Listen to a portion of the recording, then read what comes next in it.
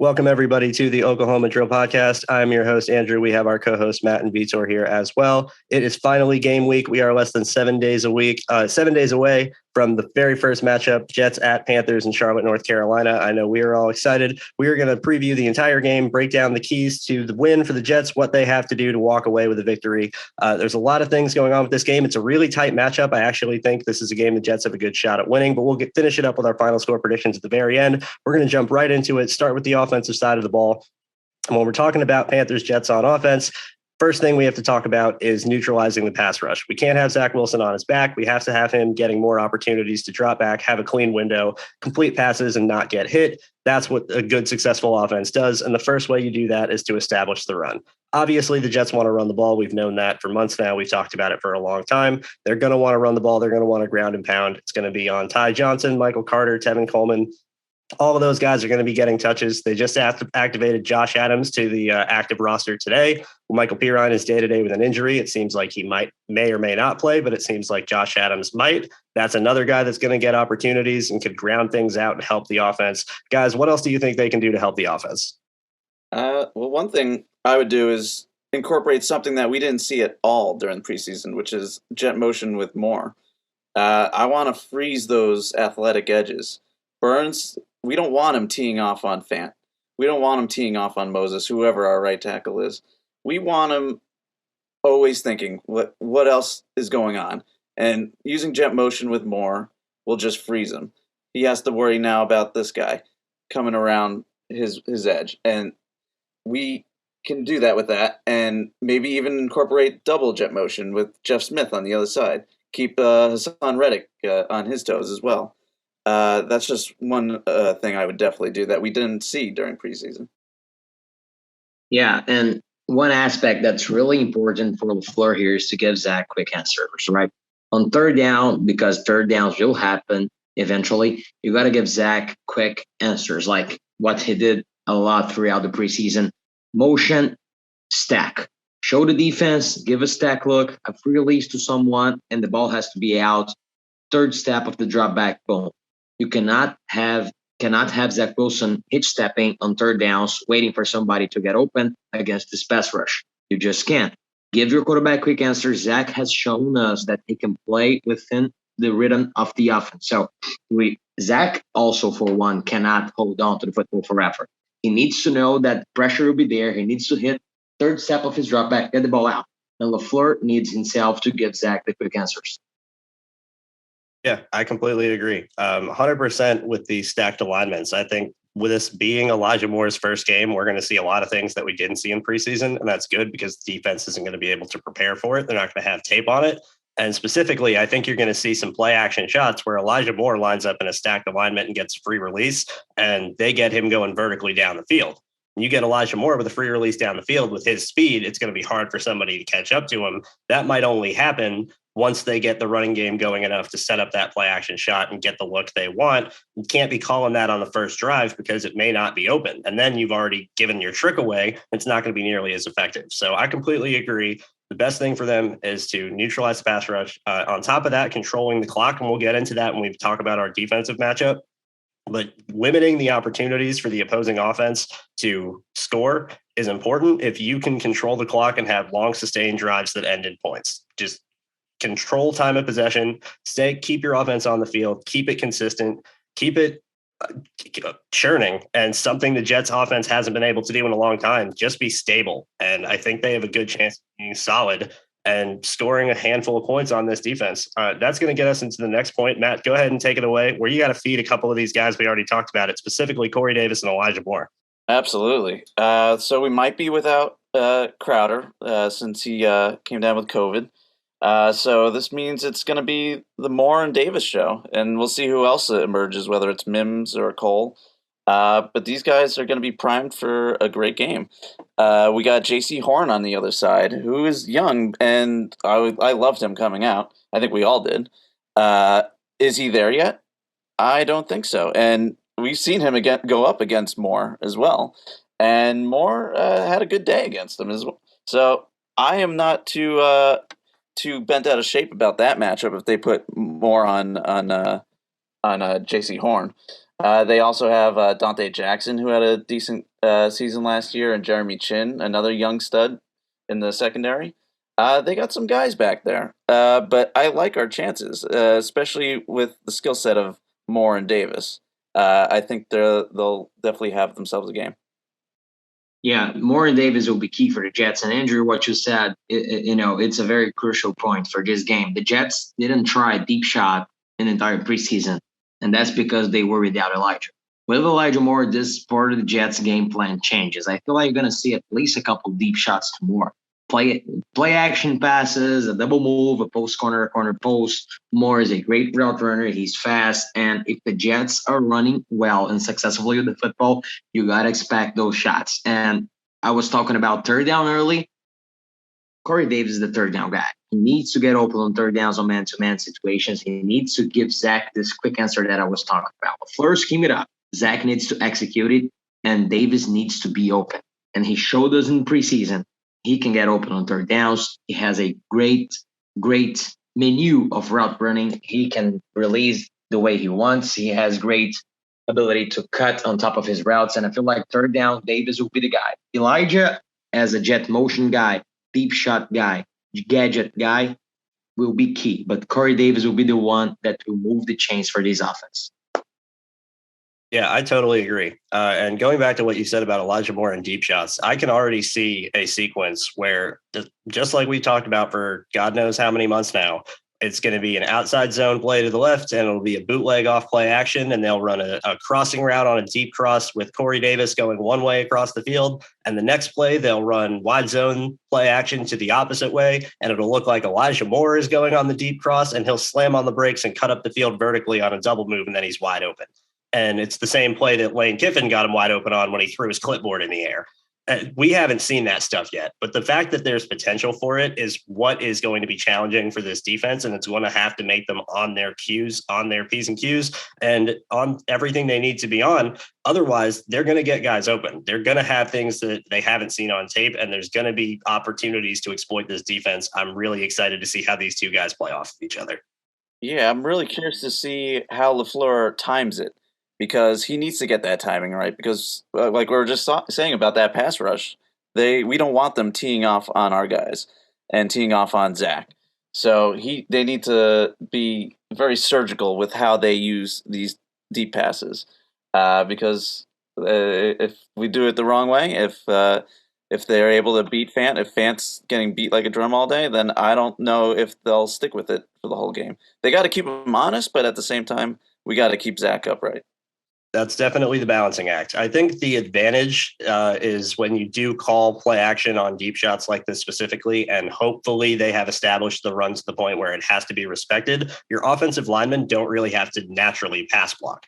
They get to basically run block for the first second and a half of the play and drive off the ball and create space between them and the quarterback. And at that point, it's easier as an offensive lineman because the defensive lineman has to go farther to get a sack. Quarterback has more space to run. That's why you saw those clean pockets for Zach Wilson at BYU off those play action plays. The offensive lineman didn't have to sit there and do a 5 or 7 step drop back pass and pass block around the arc. It was a different style of blocking. And I think that can fit really well with the offensive line that we have. It matches their skill sets better. And quite honestly, I think that's why, not to, get too far into a prediction or anything else, I think it's why Morgan Moses is going to get the start at right tackle, because he is better as an aggressive player making first contact. And I think that's what's really going to help not only in the run game, but in play action as well. Yeah, that's definitely. But that's one thing I didn't expect to see some gamesmanship from Saleh with not really divulging who his right tackle is. Same with cornerback too. He's sort of left these to the imagination. But yeah, if I would definitely go with Moses, go with the experience, go with the strength. Yeah, I think overall it's a better fit for the offense with the way it seems like they are going to want to run the offense, because they are going to get into those 21 personnel sets, and they're going to get into those 12 personnel sets, and they're going to try and ground and pound. And Morgan Moses is really good at that, as well as being a really solid pass protector. Yeah, if they can keep Burns honest, Moses will have no problems with. Exactly. Keep them honest. Limit the opportunities where they have to just tee off, pin their ears back, especially with a guy like Brian Burns. When he gets a chance to really go up the arc, that's when things get scary. limit his opportunities to do that. And that's going to be a huge, huge key to keeping the offense going. Lastly, keeping the offense going, Vitor, go ahead and talk about it. Zach Wilson's going to go against a defense he really has not seen before, and it's going to be kind of a little bit of a welcome to the NFL moment. Yeah, this Panthers defense, man, they're more. Last year, Aaron Rodgers had problems against them, and he said they do stuff that's high school, college-like. Like nobody else does it in NFL. So I went to watch some tape on the Panthers D, and those guys, they show 5 deep pre-snaps sometimes. And they rotate in and out. They can go to cover 3. What they do most of the time, they go to 2 deep. And it's just a defense that it's not easy to play against. It confuses you. The Panthers had tough and close games last season against both the Chiefs and Packers, against Rodgers and Holmes, and it's because their defense is a tough one. So Zach, we talked about in our our other podcast that he faced 3 of the main defensive minds here right now. Like he faced Saleh, Seattle cover 3 joint practice. He faced Matt Eberflus D with the Eagles, and he faced Packers D 3-4 stop. And now he's going to face something that he hasn't seen yet. So when on third downs, that's why we're saying avoid third downs at all costs. When on third downs, the Panthers will try to confuse Zach. Zach is a football junkie, as we all know. Will he be ready to handle those rotations, to handle those confusing pre-snap looks against the Panthers? These will be key for the Jets if they want to win Sunday. Yeah, that's key. He's got to grow up fast. It's definitely going to be a welcome to the NFL moment. Is he ready for it? I think so, absolutely. Just listening to the way he studies the game and the way he approaches preparing for games, I think he will be more than up for the challenge of it. Will he succeed? That's left to be seen. I think he'll do a reasonable job. I think he'll definitely have his bumps, though.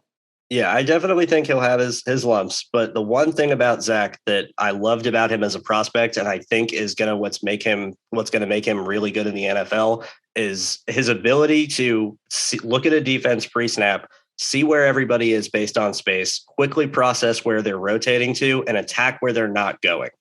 Especially when it comes to guys on the boundary. If corners are going to give an 11-yard cushion and Zach Wilson's got a guy that's isolated on the backside and he knows that this corner is in man coverage, or even if it's zone coverage, that's going to be a responsibility, well, he's just going to tell his receiver to run an 8-yard out route, and he's going to put the ball on his face mask on the outside shoulder, and it's going to be an easy completion, and it doesn't matter what the coverage is.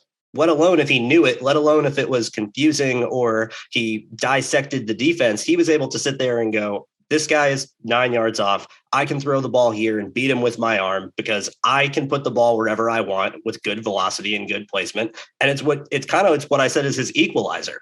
It's what makes him able to be scheme diverse and makes him kind of really, really hard to defend, because it doesn't matter what coverage you call. After the ball is snapped, is the guy open and can I beat him with a throw? And Zach Wilson, I think, is going to be able to do that a couple of times against this defense. Maybe when it's a get out of jail situation, when he doesn't know what he's looking at, he's able to see Corey Davis isolated on third down with a free release and a condensed split and go, well, I know you're going to get open, so I'm just going to hit you with the throw.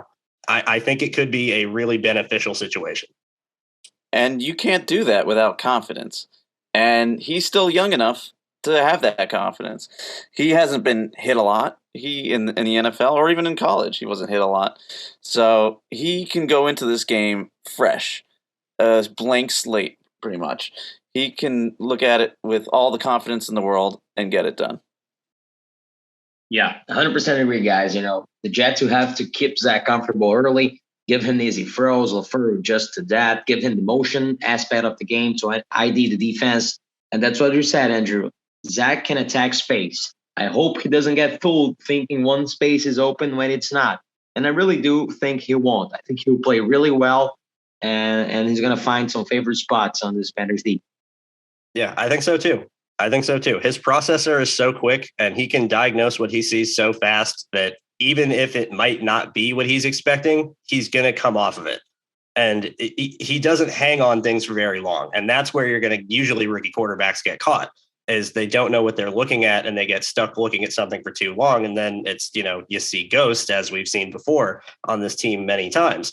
Zach Wilson doesn't do that. And I really think that is going to be beneficial for him. We'll see if it is able to translate immediately, but I think in this game in particular, the offense as a whole is going to do enough to keep them afloat. I think they're going to be in this game the entire time. I think we're going to see a lot of fun on the offense. I think it's going to be a good game for them. Yeah, I think so too. Speaking of seeing ghosts, though. Yeah, that'll lead us to defensively what we have to do. And that quite literally is make Sam Darnold see ghosts. And that's going to start up front, as with the defense for pretty much every game the rest of this year. It's going to start up front, and they're going to have to win the matchup to give the back end a chance. But specifically against the Panthers' offensive line, which is quite honestly awful. There's no other word for it. It is, especially now, as of today, their starting right guard was diagnosed positive with COVID, and he's going to be out for the game. So they're going to have a backup right guard, Pat Elflein at left guard, who we all know what he's capable of, and their left tackle is Cam Irving. This is not an offensive line that is even close to serviceable. And when you have guys like Quinnen Williams and John Franklin Myers and Sheldon Rankins on the interior against offensive linemen like that, not to mention Matt Paradis at center has not been good since he's been in Carolina. There was a period of time when Jets fans really wanted him, but he has not played well as a Carolina Panther. And I really think that's another guy on the interior that could be susceptible to getting exposed a little bit. And when Sam Darnold is pressured up the middle, things don't necessarily go well. When he's pressured in general, things don't necessarily go well. And on top of that, we've talked about the young corners. We'll get into that later in the show, but the defensive line, if they can create pressure immediately, that's going to limit the opportunities to get beat over top, especially when Sam Darnold isn't that much of a deep ball thrower. It's all going to start about creating havoc with the defensive line, getting pressure up the interior. That's how you're going to win the game first and foremost on defense. Absolutely. Yes. This is something that I feel like we're going to say a lot, but damn, if we had Carl Lawson, like this matchup is by itself, as is today, is incredibly in our favor. And we're definitely going to take advantage of it. But how we take advantage of it will really be how their game plan. What will they do to counter our pass rush? And that's where it sort of goes into their running game against our D-line. And we've seen in preseason that we can't rely on our D-line to make those plays. If I know Paradis hasn't been great in Carolina, but the guy just can't be better playing next to Eflin and Deontay Brown. He just can't. So those three guys, it's a huge mismatch for the Jets. And I expect the Panthers to counter it by throwing a billion of screen passes. Eight screen, outside receiver screens, running back screens, whatever. Just get the ball out of Darnold's hands quickly. And, this is a matchup that's a dream matchup for the Jets. Would be even more for Carl on the field. But the only way I see Sam Darnold getting away from it is playing vintage Sam USC, like when he throws for 4 touchdowns, has a couple of fumbles, recovers one of them by pure luck, and throws a pick. I feel like this is the only outing our Sam Darnold will be great against the Jets, because this D-line, they will get to Sam. It's inevitable. They will get to Sam Darnold. They will sack Sam Darnold. They will pressure Darnold. They will force him into bad decisions. The question is Darnold able to overcome those bad decisions and still play aggressively? I don't think so. Darnold usually gets gun shy when he makes mistakes. And that's the point right here. If the Jets can get this D-line to force him to early mistakes, he'll get gun shy. And then won't matter. The back end won't matter. The Jets young corners, which we'll talk about later, won't matter. So this D-line, it's basically the crucial point of the game. Yeah, you win and lose the game quite literally through the defensive line. As good as the offense can be, and we think they can be good, that it would take a monumental, unexpected effort from them to win the game by themselves. You win the game on defense through your defensive line in this matchup. And we've talked about it off air, and we'll talk about it on here specifically. The overall matchup for the game is load the middle, squat underneath, and dare them to beat you over the top deep. Even though you have these young corners, and even though you're worried about Robbie Anderson against whoever is going to be playing cornerback too, you got to trust that Sam Darnold isn't going to be able to hit them, because he has not been able to at any point in his career outside of a couple of small instances when he was a rookie. Since then, he really hasn't been able to do much of any deep passing at all. Even on his 92-yard touchdown, we've talked about it before, it was a bad throw. If the free safety is anybody but Jeff Heath, it's an interception. And he got lucky that Robbie Anderson was able to track it and Jeff Heath wasn't able to track the ball in the air or get to it from the hash. But it wasn't necessarily a good throw for that either. Sam Darnold is not a good deep ball thrower whatsoever. So even if you might get a couple opportunities where receivers are open, you got to trust that Darnold isn't going to hit them. So especially leading into our next point, the main focus on offense is going to be Christian McCaffrey. They are going to feed him with every opportunity they had. Vitor, you talked about it, screen passes, everything of the sort. McCaffrey is going to be the main focal point of the offense, and especially against the inexperienced linebackers, it's going to be interesting to see how the Jets plan on slowing him down. Matt, go ahead and break down how we're supposed to stop Christian McCaffrey. Well, like you said, we have some very inexperienced linebackers, and they're going to have to step up. I expect Mosley to take feature spot in this defense week one, and he's going to have to really come back to form and be that force in the middle to really take on a guy like McCaffrey. Maybe they'll even give him some help with Guidry in the slot. They're going to have to do something, because if they're just going to feed him and make us stop him. That's all it's going to be. Like if feed CMC the ball, can they stop him? If not, they'll just keep doing it all game, and we'll suffer that way. Will they be able to? I really don't know, because Mosley can't do it by himself. He's going to need some help. So these young guys are really going to have to step up and make themselves felt. Yeah, honestly, I feel like the Panthers will target McCaffrey and has a billion of option routes. So the Panthers are good when they're in 12 too. So take away wide receiver, play with two tight ends, line up McCaffrey on the strong side, and line him up right in front of Sherwood or Humps, especially Sherwood. I feel like they can take advantage of it. So option routes are basically uncoverable, right? You just get to the linebacker, read the empty space, and attack it. So McCaffrey will catch the football. Problem is, will the Jets be able to bring the guy down? And that's the biggest question about Sherwood right now. Does he have the speed to pursue? Does he have the speed to pursue and without taking the perfect angle? Can he just pursue the guy downfield and not allow the big play? And that's going to be the greatest point right here of the game. Darnold will look for McCaffrey on the option check down routes. And the Jets just need to tackle. If the Jets tackle the option routes and McCaffrey doesn't have a field day out of yards after catch, they're going to be fine. But if McCaffrey breaks tackles, if McCaffrey is constantly picking up first downs on checkdowns, then it's going to be trouble. Yeah, it's going to be trouble for sure. Vitor, I want to throw a situation at you that I've been toying around in my head as a defensive game plan. And I don't know if the Jets are going to do this, but I think specifically to counter what you're talking about, which is the option routes from Christian McCaffrey out of the backfield, I think could be an interesting way of doing things. And we've seen them do some of it in the preseason, which makes me think that it could be in the toolbox. And that's going to be double A gap looks when it comes to pressure. I think Marcus May moving to strong safety, as I've mentioned before, is so that he can be the matchup player when the defense doesn't have a guy in their linebacker core that they know for sure they can cover that's going to be matched up on linebackers. They would rather have a linebacker have a responsibility in his zone coverage where even if it's like you've seen Fred Warner, where he's playing Tampa 2 and he might drop essentially into a deep third and they'll trust a guy to go run up the seam. They will trust their linebackers in situations to do that because they're running in a straight direction. They're more worried about the shifty guys, the guys that can run routes, get open, read leverage, and break out into the space. That's where you kind of want a guy like Marcus May, who's a lot better in man coverage than people think. So I think you might see some situations where they line up in a double A gap look where you'll probably have CJ Mosley and either Hamza Nasruddin or Jamie Sherwood lined up inside, mugging in the A gaps. And you'll have Marcus May coming down and buzzing as a safety. And they'll make it look like whatever linebacker is on Christian McCaffrey is on him in responsibility in man coverage.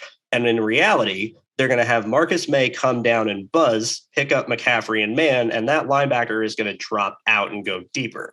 And it's going to mess with the read of not only for McCaffrey, but Sam Darnold, where the whole point of an option route is you have to read the defender in front of you and know the guy that's on you. Well, if you don't know who's covering you, you don't know where to read the leverage. I think that extra little bit of hesitation could be a way to help get the pass rush home. And I think it could be a good wrinkle that Darnold has not done well with in the past. When defenders get lined up on the line of scrimmage, he has no idea what happens. That's what happened in the famous Patriots game. They threw everybody at the line of scrimmage, said, guess who's coming, guess who's dropping, and he couldn't figure it out. I copied that game plan, to be quite honest. Yeah. Another thing that double mug looks do, they force you to keep the running back in pass protection. So Exactly. the Jets can line up in double mug and they can just rush forward. They can do whatever they want. They can do that just to force Darnold to check McCaffrey into pass pro to block the A gap right here. And this is a great point, Andrew. The Jets, I don't think they will be able to play soft spot drop cover 3 with a team that's willing to check down on you through the whole field. So those No, that's a fire death zone, sentence. yeah, fire zone looks and double mug pressure looks pre-snap, I think they could do wonders for this defense. And May, as you said, May can be a matchup guy. Get McCaffrey close to the line. May's a good guy in man coverage.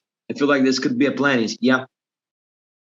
I really hope they do it, quite honestly. I think this is, if there is one really knife in the back of this defense, I think it will be Christian McCaffrey. And I think it will be with him running receiving routes out of the backfield. I think this is how you can counter it. And I think on top of that, it feeds into your game plan already to start with, which is play everything shallow and, dare them to throw you, beat you deep. You're going to have more guys in the box. That's going to help you stop the run too. I really hope this is the game plan they come out with. And it's not something I want to see them do for every game all year, but I think it can be a good wrinkle in certain situations against teams like the Panthers, where it would be a way to really help out the defense, especially the young back end. Yep, 100%. But Brady's no idiot. And he knows that we're going to be keying on CMC. So who does he go to fool us? Who's that one guy that they can sort of mix in that while our focus is on McCaffrey, who's that guy that can slip behind the defense and really cause trouble? And maybe that's Tommy Tremble.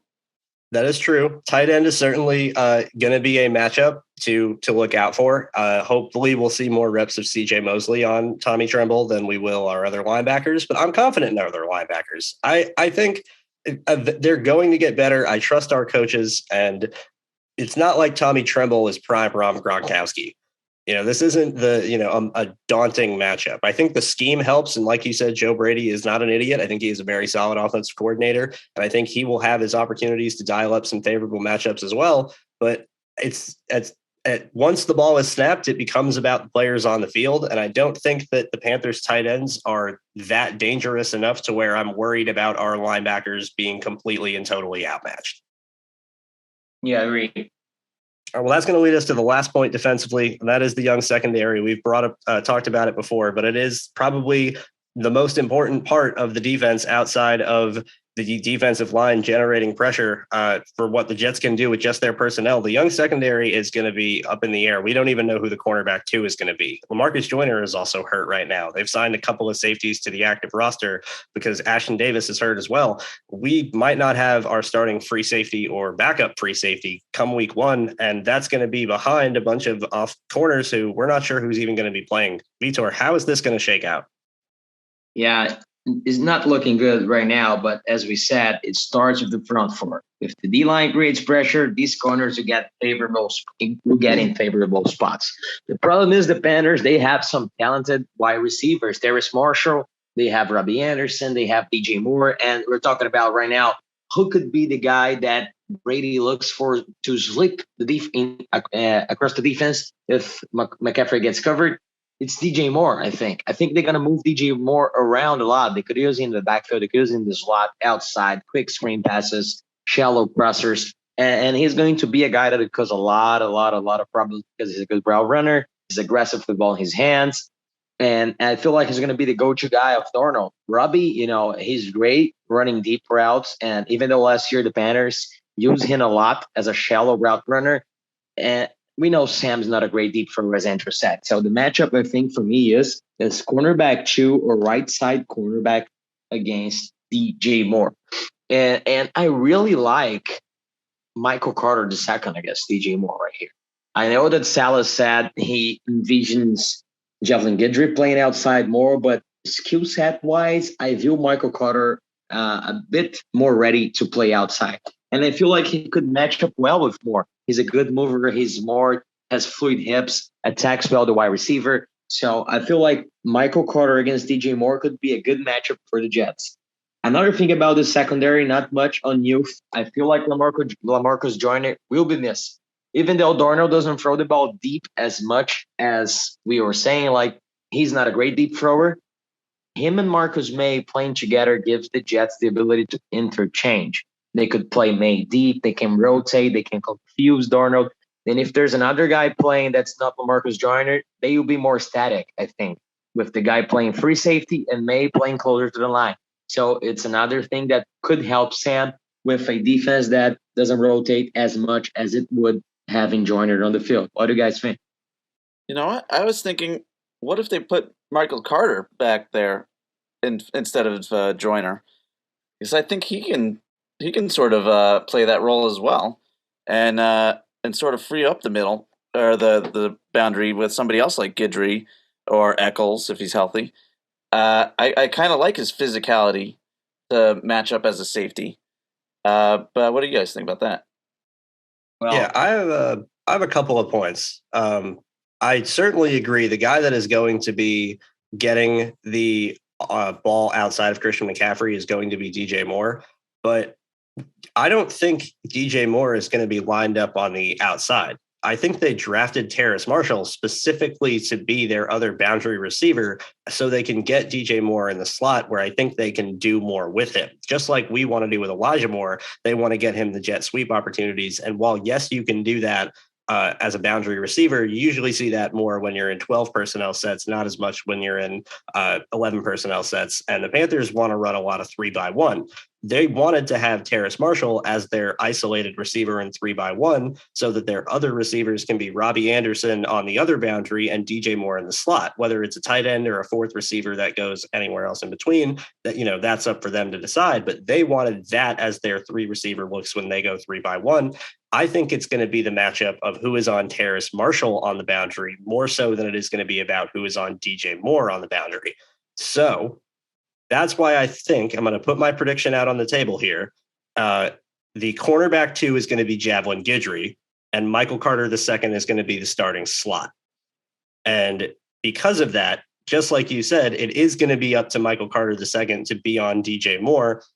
And it's going to be a tough ask, especially, you know, as your first action and your first start going against a guy like DJ Moore. But I think it's going to be Javelin Guidry on the outside. And the reason they were comfortable with cutting Bless Austin, as Robert Saleh said, is they have 2 starting caliber nickels. These are the only 2 guys they've said outside of Bryce Hall guaranteed that they're starting caliber. They're the only guys he said that about. I think these are going to be your other 2 starters. And they're going to have Javelin Guidry, who's shown that he can play against bigger receivers, that even though he is smaller, he's not incapable, and he is a good tackler. He's not scared of getting in with the run game. I think he's going to be your other cornerback too, and he's going to go up against Terrace Marshall, especially when the game plan is dare them to beat deep. You have a guy with great recovery speed on the boundary who can run with somebody deep if they happen to get caught. Terrace Marshall is a good receiver, and by no means is he slow, but he's not Javelin Guidry fast. Very few people are. And I think that's going to be the matchup on the boundary that's going to be the best for the Jets, that's going to give them the best opportunity. It'll be really interesting to see how it goes when the actual game starts. But that's what I think is going to happen specifically with this young secondary. And finish off what I'm going to say here, Lamarcus Joyner being out is huge. If Lamarcus Joyner cannot play, and I've been the one that said that he might be my disappointment player once the season is over, but even still, if he is not out, having a safety, especially with the game plan that I was laying out, that's a complicated game plan. You need a free safety who can make up in the back end. That Lamarcus Joyner is crucial to that game plan. If he is out, that's going to be really tough to run. I really, really hope that he is going to be able to play. Otherwise, it might be a long day for the pass defense. Yeah. When I was watching the Panthers in preseason, I agree. DJ Moore could be the primary slot, but he was isolated in some 3-by-1 sets because I feel like he's their best route runner. And I feel like they want to give him the ability, the chance to play one-on-one with a cornerback. So if he's one-on-one with Javelin Guidry, okay, I trust Javelin too. The point is, if the reality is as you predicted, with Marshall matching up one-on-one with Guidry, I feel like Marshall has a huge size advantage right here. And Guidry has never played on the outside. So how do you do that? You know, honestly, I would do what Saleh said. You have 3 starting caliber players line up a slot corner on the boundary and see how it goes. But there are question marks. Yeah, I would line up Guidry outside and against probably the wide receiver that's probably the least bit of a threat, which is Robbie Anderson. Since I know he improved a lot as a route runner, but he's still mainly a deep threat. So have that deep speed on him with Guidry and dare them to beat him deep. And then have Carter in the slot against Moore, use his physicality to sort of mess with those routes and mess with them. And then use Hall on the outside against Terrace Marshall. I can see that for sure. I think the interesting thing is we're talking about this now, and I think in certain situations it's not going to matter because the Jets have very much said that they are a left corner, right corner team when it comes to their zone coverages. So this may be a situation where matchup gets dictated by the offense's alignment, and we have their ideas of where they're going to line up. This might only count when it's man coverage, and you might see guys get specific matchups in man coverage, but when it comes to their basic zone principles, they're going to have guys on their side of the field, and that's going to be how it's going to be. So that'll be the interesting thing to see. For me, specifically, the size matchup is definitely the mismatch, and Terrace Marshall will definitely win that mismatch at 6'4" when Javelin Guidry is, I think, barely 5'10". That's an obvious mismatch. But Javelin Guidry is physical, and he is smaller, but he can play bigger than his size, and it's going to be a tough matchup for all of these corners. I think that's the important thing to say here is that there really isn't any one matchup, I think, that is an absolute, complete and total guaranteed lockdown. I think the best one would be Bryce Hall on Robbie Anderson when that matchup does happen, if it does happen, because Robbie Anderson, while he was used more short and underneath last year, it was because people gave him a cushion. He had such a large cushion deep that he would get free releases underneath where they could just hit him underneath. But he wasn't really that much of a threat after the catch outside of a few instances. And Bryce Hall, I think, is the type of player where, especially where it's zone, where you know where your help is and you know what your responsibility is, where he's not going to be so much worried about getting deep and getting beat deep. He can kind of stay in his shuffle and keep his eyes square. I think it might be a really good matchup, but it's going to be a tough matchup regardless. Hopefully, as we said, to lead off the defensive side, the defensive line does their job, gets enough penetration where the deep ball isn't going to matter and the offense is going to look stagnant. Yeah. So many things to watch. We're all excited, man. And it all starts up front. Yeah, as it does with most games. I think that's not only our coaching staff, but our front office has emphasized that they want to build this team in the trenches and that everything starts up front. And I think we all agree that it's proven time and time again in this sport that you win the ball in the trenches on offense and defense. Can you neutralize the other team's pass rush and keep your quarterback clean? And can you get to the opposing quarterback? Sometimes it's that simple. All right, guys, let's finish this up with our official score predictions. I'm going to go ahead and lead things off here. It's a tough matchup. I think it's going to be a really good game. I'm actually really excited because I'm going to be going to this game in person. I'm going to be leaving Saturday, staying for a couple of days. We'll be there for the game. If you are going to the game, hit me up on Twitter. We'll definitely hang out. But in terms of official score prediction, I could not go to a game and predict a loss. I'm going to say 28-21 Jets win. I'm going to put a little bit more of a gap. I think it's going to be a little bit more lopsided in our favor. I'm going to say 27-17. Jets win on a last-minute drive by Zach Wilson, 2017. Zach Wilson is a hero. Darnold is a scrub, and the Jets are 1-0. Wow, 3 victories, but all with varying degrees of a victory. We have a 1-score victory, a last-second victory, and a 10-point victory you had, Matt? Yes, yep. Okay, well, we'll see what happens. Hopefully we walk out of week 1 with a win. I think we're all confident that this is a better matchup than it looks on paper. And in very key areas, the Jets have an upper hand where it could lead to a victory. I'm certainly excited. I cannot wait to go to the game. I cannot wait to have our reactions afterwards. Guys, thank you so much for being here. You know the drill. Let's get out of here. Matt, you can find me at Zazzy Jets. And you can find me at Vitor Paiva M. I'm Andrew. You can find me at @AndrewGolden_17. This has been the Oklahoma Drill Podcast on @OKD Podcast on Twitter. Thank you guys so much for listening, and we'll be back next week with a review of week 1. Hopefully it will be a happy review and not a sad one. Thank you guys so much for listening. Bye-bye.